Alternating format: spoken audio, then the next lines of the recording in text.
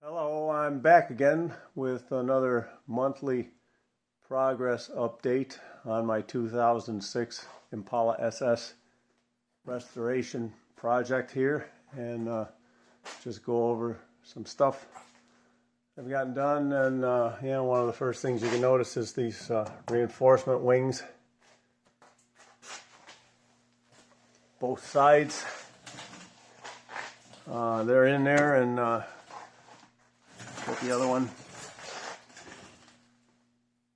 one right there, and there's been a whole lot of internal coatings applied.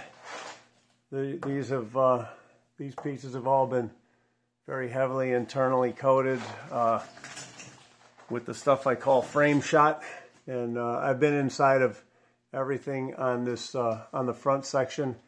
I've been inside of everything multiple times with frame shot. You can see the green sticking out of there.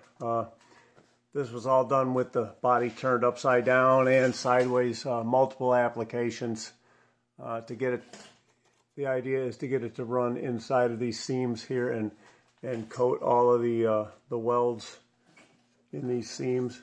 And what happens when you apply that stuff is it all runs out. Half of it runs out on the floor, and so what is required is all of the excess has to be wiped off. So what you have to do is get a rag with solvent and wipe it all off. And the idea is I only want the internal coatings on internal surfaces. I do not want, because what this thing looks like when you get done with an application of that is basically it looks like a piece of modern art. There's streaks of it running around everywhere, and it gets on the floor. And by the way, if you have a floor that you care about, well, you'll have to cover it up if you don't want to get the stuff on the floor if you use this stuff. And here's kind of an example of how durable this stuff is. It doesn't want to scrape off of here. This floor was filthy. This floor was covered with dirt that needed to be swept up, and that frame shot, it just soaked right into the dirt, and I figured it would just kind of scrape right off, but it doesn't. Once it dries, it's pretty tough, and the stuff is made to be applied to unprepped surfaces because internally they're rusty, they're dirty, and you can't get at them to prep them, and so it has penetrating qualities. It penetrates into rough crud and just kind of solidifies it, and I'm not saying it'll stick to anything no matter what, but it stuck to that cruddy floor pretty good. So looks pretty good. So anyways, all of this stuff inside of here, it's all been done upside down. These frame rails, sub rails here, they've been all frame shotted multiple times upside down to get into this area here, all the way up and down there, and this. You can see where there's green around here. All of these welded flanges, I got it to all run in there, and the idea is to get all that penetrated in there, and everywhere. Just keep going around, everywhere. And like I say, it looks like a colossal mess. You have to wipe off all the excess. All this has been done, and you don't see it because all the excess has been wiped off, but you can probably see some hints of green around there. I don't know.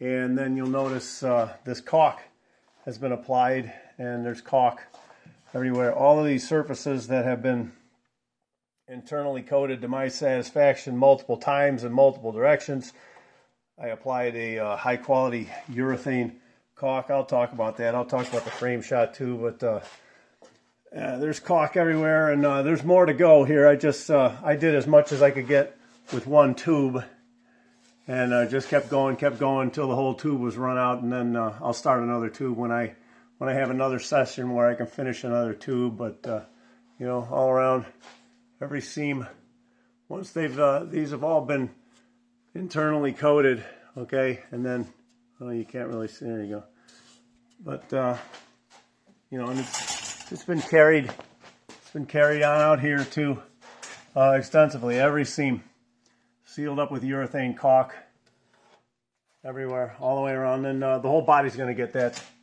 And you can see I've been in here, and all around, keep going, and so there you go. And yeah, like, you know, this wing piece has been brought out, and this pinch weld has been finished here, and this work here has been all done except for the skin extension that I'm going to make. But this piece of skin that was cut off for access has been re-welded on. Weld there. Can you see that? Yeah, weld there. And that just that finishes out the door sill skin.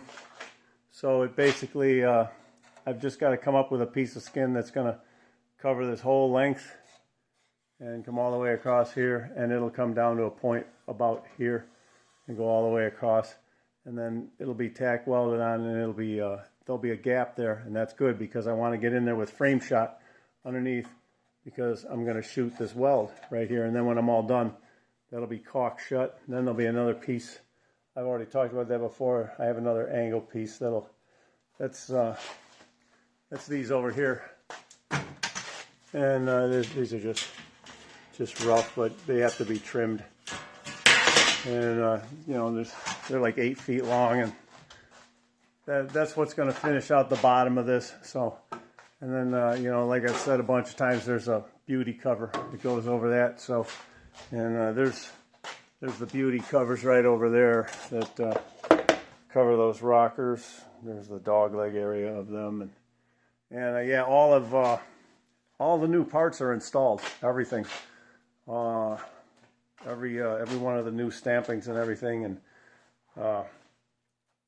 yeah, this built up area. This is like a 3 plies. Well, the reinforcements are 2 plies, but there's you've got this layer that I had this cut off. This is re-welded back together, and this was all, you know, mangled up, and it's all put back together. You got a nice straight solid pinch weld there, and there was another layer that came from above here, a reinforcing layer. So there's you know, there's a layer under there that goes to about here, and then there's this thing that laps over the whole thing and keeps on. It overlaps and goes out further out to here, and then you got the skin on top of that, and all that stuff was all cut apart in order to gain access. You know, in order to put this, you know, this frame rail in, that my homemade rocker frame reinforcement. In order to get that in there, all this stuff had to come apart, be completely dismantled, and you know, this skin had to come off, this piece of skin, to gain access, and now that's all done. The pinch welds are all done there, and you know, did the same exact thing, a little bit different, but same thing over on this side. And there's you know, there's where it joins up there, and the pinch weld's all done. You got weld coming around here, and more weld coming around here. This section here, I had to replace this piece down on the bottom. This is original and reconditioned, and there was a section here with too much rust, and I think I got it. It's right over here. Yeah. And this thing, this piece, it had a patch in there that was too rusty to save, and that went right there, and it wraps around, and it had, you know, it was bent, and I flattened it out to make a pattern for another piece. Cut it, bent it into the appropriate contours, and then welded it into place. So this section right here is new metal, homemade, and then this is original, and it joins up here to original, and it you know, completes my door sill. And these welds will have to be finished out with minimal amounts of body filler. You start with Duraglass, they call it colloquially. It's a fiberglass type of filler preparation. Then you finish it out with regular filler for a nice smooth finish. And yeah, nobody will ever know that was there as long as it's done right. And yeah, the frame shot treatment you know, it's going to be, you know, I still got areas I got to get to. I got burned paint in there, and you know, you take a scraping tool and you get in there and remove that, and then you got to get in to the internal spots in there and then wipe it all out, because the whole darn thing, this whole thing is just going to all be sanded, and it's going to be all solid silver slather coat. So I have yet to get to that. Here's my the reinforcement that goes across there underneath the back seat, and that has been also frame shot. I think I got one application on this, I don't know, but you know, all the excess has been wiped away. But this seam here has had a frame shot. All there has had at least one frame shot, and it's probably going to get another one.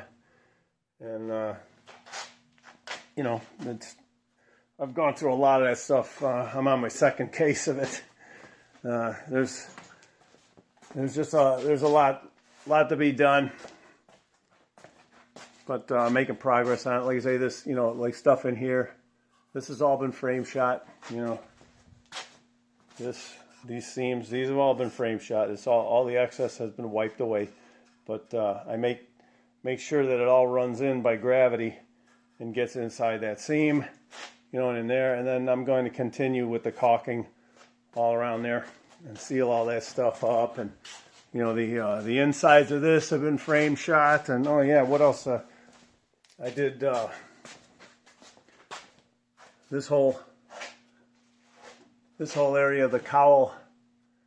Can't really see in there because it's all black, but this cowl area is this is intended to handle water. This is where, you know, the cowl vent screen goes across here. This is where the windshield wiper, you know, the windshield wiper motor and wiper transmission all sits in there, and rain gets in there, and this is made to handle water, and it drains out of these holes over here. And there wasn't really much, almost no rust in there, really.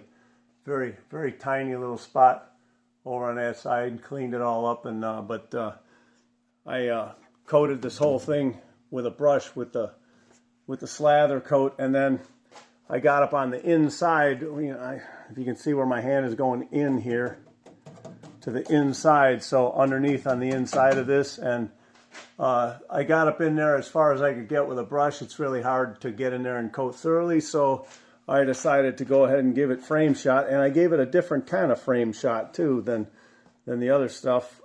They got a second kind of it, but basically what I turned that whole area in there is all very heavily coated, and so it's all ready to handle weather and water and everything. It doesn't see much salt, but that's all done in there. All of the seams have been caulked and so forth, and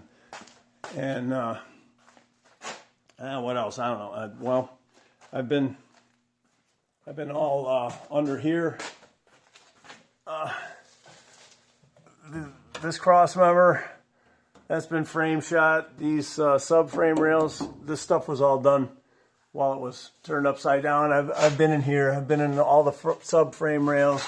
I've been in this cross member upside down with frame shot. And you know what that does is it gets these seams right in here. They've all been, you know, in the seams right in here. They've all been frame shot multiple times. And, you know, like I say, it's a big running mess, and you got to wipe away all the excess. You got to get a rag. So a lot of rags, a lot of solvent. And there's basically I I still haven't done the pinch welds for these are not done. So, you know, up in there, there's still, it's probably about halfway done with that stuff there. So you got to have a warmer day, because that stuff makes a lot of fumes, and you got to run the ventilation in the garage. And I've had some real cold weather out here. We had some sub-zero cold snaps, so that kind of held back progress a little bit. But then we've had some weather in the 40s and stuff, and I was able do some more work. And you know, if you can see in there, I don't know if you can see in there, but you can see how it looks all black in there because what I did, it was turned upside down, and I did that. I frame shotted this all the way lengthwise, and what that's going to get is it gets this pinch weld right here, and you can even see the black is coming through there, and that's what you want. You want that stuff to just run right through there, so you can see where it ran out. You know, and I went and wiped the excess. But yeah, this pinch weld right in here is what I'm doing, what I did. You can see where it ran out there, and you can see, yeah, I still got to wipe that off. Take a solvent rag with solvent, and it goes all the way across. And yeah, you can see on that side, you can see where it ran out. You know, it looks like modern art right there, and you know, all that excess will be wiped off, and then what's going to happen is this whole darn thing is going to be resanded, and it's going to be recoated with this external silver coat because, you know, the external coatings will be used externally. Internal coatings are only used internally. So external, you know, where you got the mess that runs out, you wipe all that off. And you wipe that off before you sand it because you don't want to sand this. You want to sand what's under it. So you want to wipe. You get all that off with solvent, and solvent will dissolve it. This stuff, it does not cure completely. At least the first kind of it doesn't. The second kind, it might. I don't know, but I'll go over what these are. This is the first kind. It comes in two colors, black and green. I actually like the green better, but you can get the black by the case, and you get a little bit cheaper price. And if you use two colors, that also gives you... you can see where you've been with one color and then change to another, and I've done that before too. But this, they call it a phenolic resin with zinc additive, okay? And then now they've got, I've also used some of this too, and this is the stuff I used in the cowl, and I've used it in a couple other spots. This here is, they call it internal frame coating plus, and it's a different stuff. And what makes it different is this stuff is, it says here, high performance, moisture cured urethane. Okay, so this stuff is solvent dry. It dries when the solvent evaporates, and this stuff here, it hardens by moisture cure because it's a urethane product, and this stuff is not. And so you know that it's similar, you know, to this silver slather coat. That is also a urethane moisture cured, and this stuff here, once it cures, it doesn't wipe off with solvent either. You have to, the only way you're going to get it off is sand it off or some kind of abrasion. And so anyway, I've been using this here. I'm saving it for different spots. It's thicker, okay? This stuff is thinner and runnier and gets into the thin spots and the tight spots better, okay, than this stuff here. This stuff is thicker.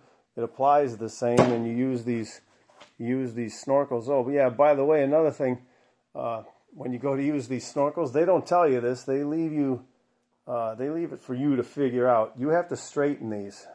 Here's how they come. And boy, I got a whole mess of these. Look at how many of these I got. I throw them in a box here. You get one with each can, and this one's full of them. This came with when I bought a case of them. And yeah, I haven't. Boy, I got a lot of extras. If anybody wants one, come and take a handful.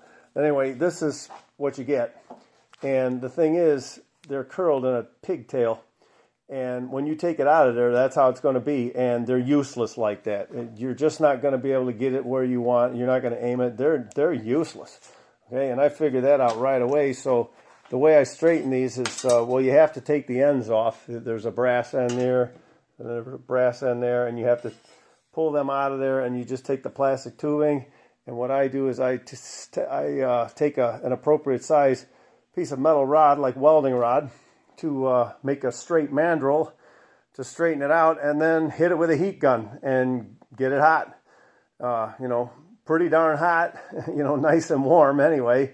So it takes away, you know, you don't want to melt it and damage it, but you got to get it pretty warm to where the plastic loses its set, and then you know, let it cool, and then it'll straighten out. And then the other thing is, it'll try to start curling back. At first it stays real straight, but that plastic, it still wants to take its curly set back, but it's a lot straighter. And I just keep reusing it instead of, you know, you don't need a new one unless maybe the tip gets clogged or something, and then okay, you got to get a new tip or something. But the plastic, as long as you don't damage it. And another thing I've done is I can make a long one. I don't know if you can get all this in the picture, but this is a long one. It's a double. I got a double one here. So, and I did that by joining two of them together, you know. And what I did was this piece here is actually the piece that goes to the nozzle head. You can yank that out of there, and then you can use it. You can use it as a straight connector to connect two of them. So I've got a double length here, and I straighten them out. It's trying to, I don't know, so you could throw it on the floor there, if you can see it. And you know, it's starting to curl back. It doesn't want to stay straight. But if I can re-straighten this or just start over with a new one. But this is for when you need some really long reach, and that comes up in a couple of places. So you can do that too. So you got to improvise. And then here's this caulk. This is a high quality urethane caulk. This is a different, and it's also, this is a moisture cured urethane. I think it says that on here somewhere. I don't know. Just take it from me. It's on the label. But and this is expensive stuff. I think they want like about, wow, I want to say like $25-30 a tube for this stuff. And yeah, I got me a few tubes there, and I'll probably use them all up. And you know, I've been buying this frame shot by the case, and I'm already I'm down to, like, I only got 4 cans left of the second case, and I ain't done yet. I'll probably have to get more, and then I've got a few cans. I bought like 4 or 5 of the Plus to try that and see what it's all about, what the differences are, so I know what that stuff is like. Yeah, and so anyways, so I guess that's the progress for now. It's you know, it's pretty much it's complete as far as almost. You know, I've got this skin area to complete, and this bottom. I've got to go buy some sheet metal to get that complete, and I got to make an aluminum heat shield that goes in here too. That for the exhaust, I got to make something that goes there. I've got some studs. These studs here I put in there. That's to accept that heat shield, and I'm probably going to need to put in a couple more studs up here, and I can still do that because I haven't finished anything out. They will be they won't be on this. They'll be on not this, but this. One right there, and probably one over here somewhere. I don't know. And I gotta hammer something into shape and make something fit that. And you know, this whole area underneath the tunnel here, this is just clean metal and hasn't not been coated yet. And so I got that to do, and all of this stuff is going to, all of these seams that I've already talked about, they're going to be caulked. And yeah, so that's the progress for now. And you know, I've also had some just some ideas about, you know, how these things you know, how these things come to be in the first place. You know, you find all these places where where rust began and why it began and how it might have been prevented. And I've also talked about how if I were to buy a new car, I would have to take the body apart to a bare shell, and I would have to apply coatings like this to it anyway. I'd have to do what I'm doing. I wouldn't have to be welding patches on it or, you know, fabricating things, obviously. But, you know, another thought that's occurred to me is if I had to do this on a brand new body shell, this would be a very difficult task with a body shell that has new paint, okay, brand new paint that you know, must be kept from damage, because this here, you know, when you're putting all that stuff on there and it's running and dripping every which way and stuff, and it runs out onto you know, the paint of the body, the exterior paint and stuff. But I don't care, because you know, this whole thing is going to be repainted. So it's you know, the whole thing is going to get sanded and refinished, the entire thing. But I was thinking, you know, well, if I had to do this on a new body shell, and if I you know, I would have to just wrap this thing up with some extreme masking. You would have to really, oh boy, it would take you a long time, and then you'd probably have a couple of places here and there where, you know, you'd have a little boo-boo and stuff, and you know, you might even have to repair a couple of boo-boos on the paint, you know, if you had a little mishap. So I was thinking, boy, yeah, you know, I'd rather do all this stuff as far as applying all these internal coatings and things like that. I'd rather be doing it on something like this than doing it on something like brand new. But see, the other side of it is, you know, it's pay me now, pay me later, because you know, you take your brand new car, and if you don't do something like this, well, it's going to get rusty. I mean, unless you live in a desert climate. But you know, if you live someplace like where I live, you know, in the Rust Belt, and you have to drive it, and you know, it is what it is, then that's what's going to happen. And you know, they do a lot of things at the factory. Like, for example, they use galvanized sheet metal, you know, and here's some galvanized stock here. And, you know, for comparison's sake, here's some, this is non-galvanized, and you can see it's rusting already. It's got flash rust on it, and it's never been outdoors. This is just what it gets from sitting around indoors in the humidity. And, you know, this has some protection for it, okay? And they actually make these bodies with galvanized steel, too.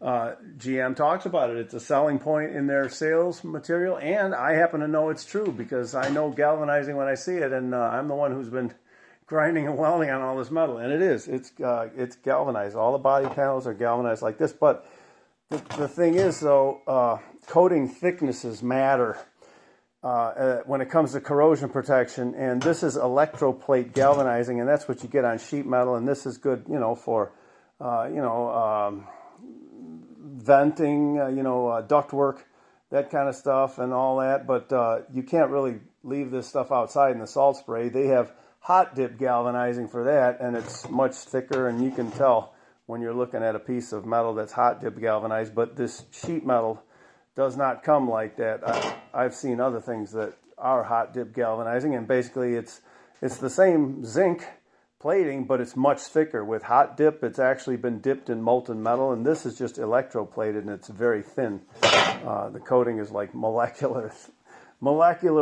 thin. So anyways, well, the point I'm making is, well, that galvanizing is not going to protect the car from rusting, okay? It's better than nothing. It's a start. So then the next thing they do, though, is they dunk it in a primer dunk that, yeah, it's a good idea when it gets inside of everything, okay? And there are places that it misses, though. There's air bubbles in there, and, you know, one of them was in here, and there's other places, and I've talked about that. And yeah, it's another issue entirely. The only way to address that is you have to hand apply coatings, you know, with tools like this, some kind of a snorkel tool, okay? Because the dunk is just going to miss. Certain places there's going to be air pockets, and there's no way you can get away with that. But the dunk pretty much gets 99% of it, and the dunk is a good thing too. It's very thorough. It gets in all these pinch welds and everything. But you know what? Those pinch welds rusted out, and well, you know, why'd they rust out? Because that dunk primer is thin. It's watery thin, and it has to be watery thin. You can't apply coatings by dip if it's thick. It has to be thin so it runs off clean. Okay, so it's just very, very thin, and it's okay for the top half of the body. You can see because the whole body has been dunked in it. It's gray, and you can see, you know, the whole top half of the body. That dunk primer is adequate, and of course they sprayed the interior top coat or the exterior top coat on, you know, and it just oversprayed into there, and it's very light on the inside of the roof. It's just all it got hit was overspray. That's all it is. It's mostly, that's just the gray primer there, and it's got a little bit of overspray. And, you know, same thing in there on the bottom of that package tray and stuff. But okay, the dip primer is adequate once you get like above, you know, the belt line of the vehicle, you know, about the midpoint up the body. Okay, they call that the belt line. And yeah, once you get above the belt line of the vehicle, it's adequate. But anything below the belt line, it's not adequate. It's going to rust right out. It rusts out in places that are not exposed directly to salt spray, and I know that for a fact too. You know, so again, it has to do with the thickness of the material. It's just it's a good idea. It's better than nothing, but it's not thick enough. And then, you know, they leave the entire underbelly. The entire underbelly is also, when you buy it from the factory, the new car, that's all there is that that watery thin primer. And of course, if you don't do anything, well, you know what most people are going to do is they're going to get the belly pan undercoated, okay, with something thick. And yeah, that's, you know, that's a good start. It's better than nothing, but it ain't enough. And it's still, it's not, it's just, it's better than nothing, and it's a start, but it's just not going to cover everything that needs to be covered. So, well, then the next thing people do, pardon me, is they take the car to a place like, for example, Z-Bart. And Z-Bart is going to apply all kinds of coatings where they, you know, they might disassemble things, or they drill holes to gain access, and they use snorkel-like tools like this, right?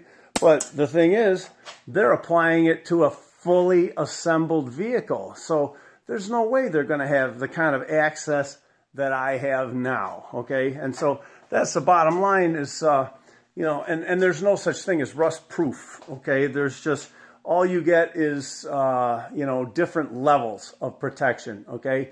Just to improve your chances. And everything I'm doing here, this is going to be a very, very good protection. Probably, you know, better than what you're going to get any other way. And even still, it's not absolutely fail-proof. You know, it's not going to last forever. But you know, I'm doing the best I can.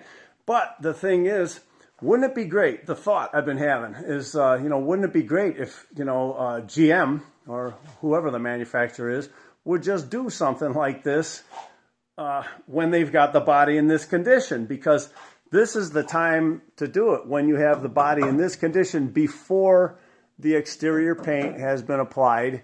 And, you know, you need much thicker coatings applied much more extensively. And you know, after the dip is done, there's places where you're going to have to identify problem areas where the dip might not have covered, and you're going to have to add more thickness, more coatings, and you know, just really go to town on it, right? Well, we all know they're not going to do that because that would add a lot more cost to the vehicle, and that's one reason. And another reason is they don't want the vehicle to last that long.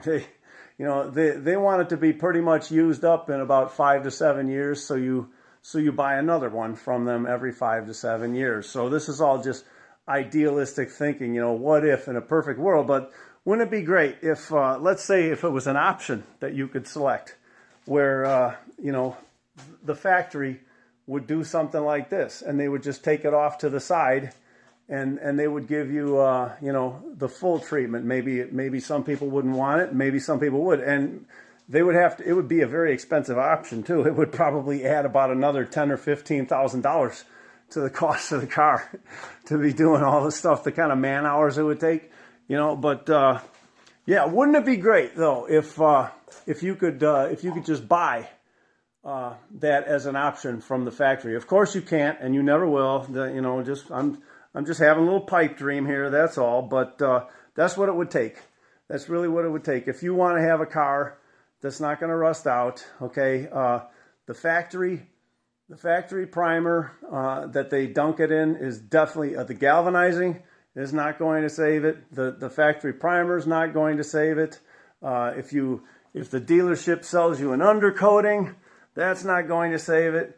If you take it to a place like Z-Bart and they do everything, yeah, well, I've seen lots of cars with Z-Bart stickers in the window that were badly rusted out.